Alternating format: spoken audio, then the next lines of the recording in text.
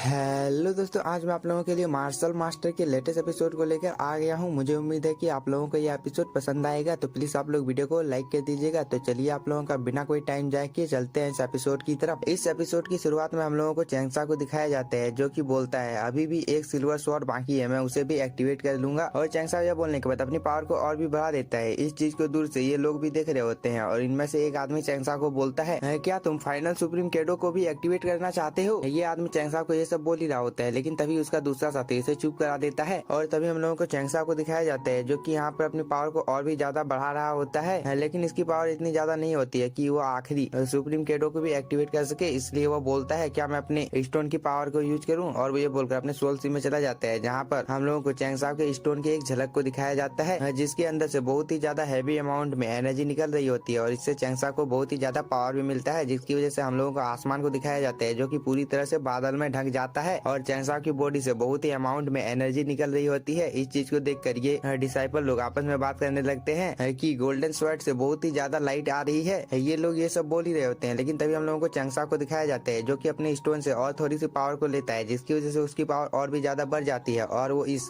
Golden sword को हासिल करने की कोशिश करने लगता है। इस चीज को देखकर ये लोग बोलते हैं कि क्या यहाँ पर चैंगसा सुप्रीम स्वॉर्ड मैनशिप को हासिल कर लेगा? ये लोग ये सब बोल ही रहे होते हैं, लेकिन तभी हम लोगों को चैंगसा को दिखाया जाता है, जो कि अपने मन में सोचता है मुझे अपनी पावर को और भी ज्यादा बढ़ाना होगा, क्योंकि मैं अपनी इतनी पावर के साथ में इस सुप्रीम स्वॉर्डमैनशिप को हासिल नहीं कर सकता हूँ। लेकिन मुझे अपने ऊपर पूरा भरोसा है कि मैं इस सुप्रीम स्वॉर्डमैनशिप को एक्टिवेट कर लूंगा। और आज मैं यहाँ पर अगर इस सुप्रीम स्वॉर्डमैनशिप को हासिल नहीं कर पाया तो मैं 5 रेलम में पैर रखने के काबिल नहीं रहूंगा। यह बोलने के बाद चैंगसा अपनी पिछली जिंदगी के बारे में हम लोगों को बताने लगता है कि वो पिछली जिंदगी में एक अनाथ की जिंदगी जी रहा था और इस दुनिया में किसी को भी परवाह नहीं थी कि यह जिए या मरे। इसलिए चैंगसा को अपनी पहली जिंदगी में बहुत ही ज्यादा कठिनाइयों का सामना करना पड़ा, लेकिन उसने कभी भी अपनी जिंदगी से हार नहीं माना और इस वजह से वह एक दिन एल्केमिस्ट के क्षेत्र में एक बहुत ही बड़ा मास्टर बन गया। इसलिए मुझे यहाँ पर अभी खुद के ऊपर भरोसा करना होगा और किसी तरह करके भी इस सुप्रीम स्वॉर्डमैनशिप को हासिल करना होगा, ताकि मैं इस जीवन में एक बहुत ही ज्यादा पावरफुल कल्टिवेटर बन सकूं। चैंगसा यह बोलने के बाद यहाँ पर हार नहीं मानता है और वो अपनी पावर को बहुत ही ज्यादा बढ़ाने लगता है, जो कि आप लोग देख ही सकते हैं, क्योंकि चैंगसा की बॉडी के अंदर में बहुत ही अमाउंट में स्पिरिचुअल एनर्जी आने लगती है। और चैंगसा की इस टेक्निक की वजह से कुछ एनर्जी उसकी बॉडी से आसमान में चली जाती है, जहाँ पर मौसम बहुत ही ज्यादा खराब हो जाता है और चारों तरफ ठंडक गिरने लगती है। लेकिन चैंगसा अभी भी हार नहीं मानता है और वो अपनी टेक्निक को यहाँ पर परफॉर्म करते ही रहता है, जिसकी वजह से उसके सामने एक गोल्डन कलर की लाइट आ जाती है और इस लाइट में यहाँ पर एक ब्लास्ट होता है, जिसकी वजह से चैंगसा के पीछे में जितने भी लोग होते हैं वो सभी लोग नीचे की ओर गिर जाते हैं और वो लोग यहाँ पर शॉक हो ही रहे होते हैं। लेकिन तभी हम लोगों को इस गोल्डन लाइट को दिखाया जाता है, जिसके ऊपर में बहुत सारे गोल्डन लाइट गिरने लगते हैं, जिसकी वजह से यहाँ पर भूकंप आ जाता है। लेकिन तभी यहाँ पर अचानक से सब कुछ शांत हो जाता है। हम लोगों को चैंगसा को दिखाया जाता है, जो कि इस चीज में बहुत ही ज्यादा इंजर्ड हो गया होता है, जो कि आप लोग इसकी हालत को देखकर समझ ही सकते हो। लेकिन यहाँ पर चैंगसा खुश होता है कि उसने सुप्रीम स्वॉर्डमैनशिप को हासिल कर लिया है और वो ये बोलकर यहाँ से चला जाता है। इसके बाद हम लोगों को इन लोगों को दिखाया जाता है, जो कि यहाँ पर बहुत ही ज्यादा शौक हो रहे होते हैं। लेकिन तभी सीन शिफ्ट होता है, हम लोगों को इस टावर के बाहर के सीन दिखाया जाता है, जहाँ पर इस टावर में एक ब्लास्ट होता है और उसके आसपास में एक फॉर्मेशन क्रिएट हो जाता है। इस चीज को देखकर कुछ डिसाइपल आपस में बात करने लगते हैं कि आखिर इस टावर के अंदर हो क्या रहा है। लेकिन तभी हम लोगों को इस एल्डर को दिखाया जाता है, जो कि बोलता है अचानक से इस टावर को क्या हुआ, जिसकी वजह से वो यहाँ पर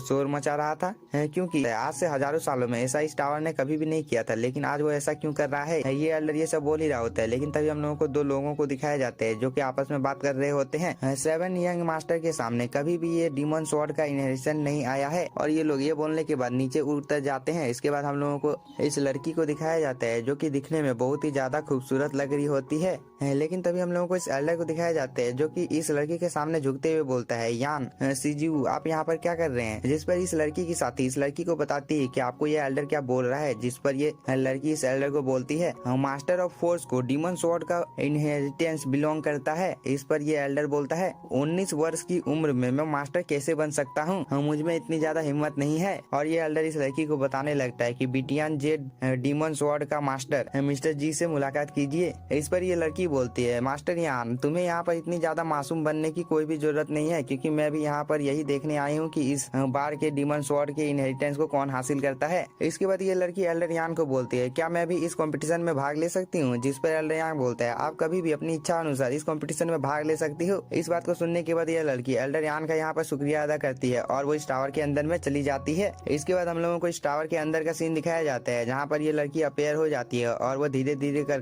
इस टेस्ट को देने के लिए आगे बढ़ रही होती है और वो इस जगह को अच्छी तरह से देख रही होती है। लेकिन तभी यहाँ पर एक लड़का आ जाता है और वो बोलता है, आपने इस जगह पर आने में देर कर दी है, पहले ही सभी लोगों ने टेस्ट को पास कर यहाँ से चले गए हैं और जिन लोगों ने भी इन टेस्ट को पास किया है, आज तक मैंने इतने ज्यादा पावरफुल कल्टीवेटर कभी भी नहीं देखे थे। यह कितनी सौभाग्य की बात है कि मैं इस जगह पर था और मैंने ये सब कुछ होते हुए अपनी आंखों से देखा है। लेकिन इस लड़की को इसकी बातों से गुस्सा आ जाता है और वो उसे मारकर दूर कर देती है और इसी के साथ हम लोगों का ये एपिसोड हो जाता है खत्म। अगर आप लोगों को वीडियो पसंद आया होगा तो चैनल को सब्सक्राइब कीजिए और वीडियो को like. Thank you for watching.